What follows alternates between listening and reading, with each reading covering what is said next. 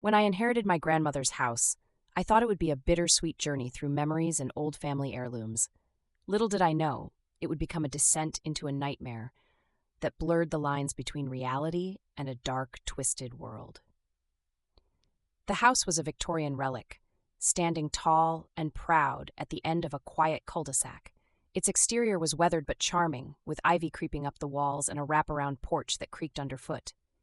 Inside, it was a treasure trove of antique furniture, dusty books, and forgotten trinkets. The attic, however, held the most intriguing find. Among the cobwebs and old trunks, I discovered a locked chest.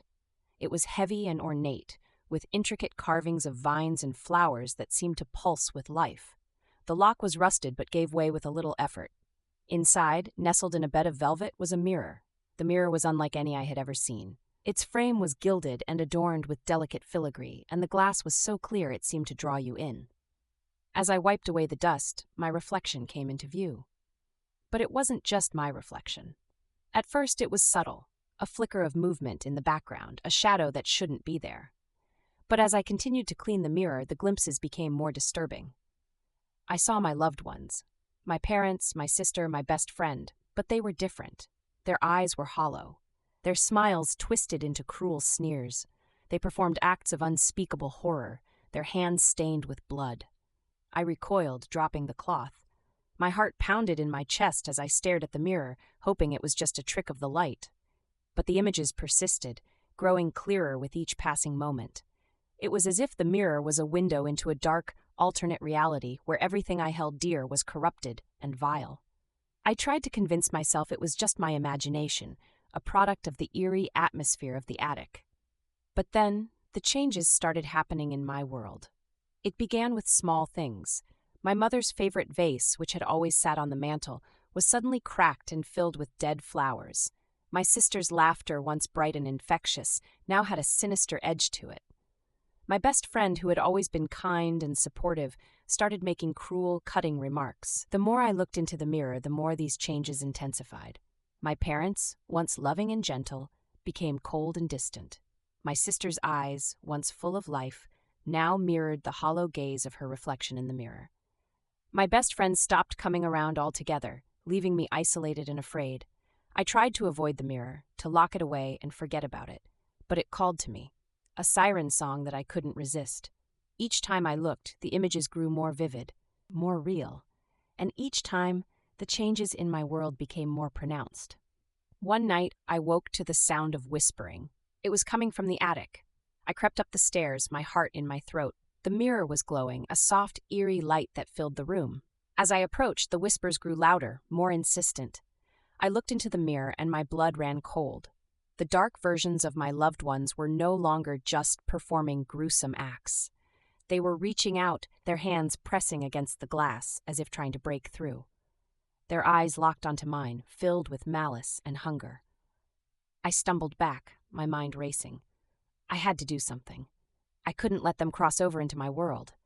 I grabbed a sheet and threw it over the mirror, hoping to block out the images, but the whispers continued, seeping through the fabric and into my mind.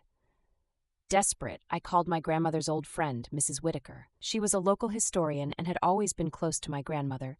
If anyone knew about the mirror, it would be her. Mrs. Whitaker arrived the next morning, her face pale and drawn as I explained what had been happening. She listened in silence, her eyes widening with each word.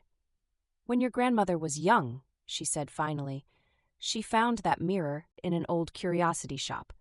The owner warned her that it was cursed, that it showed a world where everything good was twisted into evil. She didn't believe him, of course. But over the years, she noticed the same changes you're describing. She tried to get rid of it, but it always found its way back."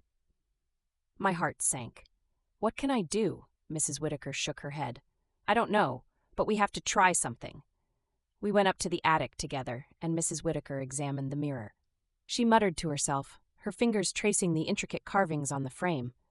Finally, she looked at me, her expression grim. "We need to break it," she said. "It's the only way to sever the connection."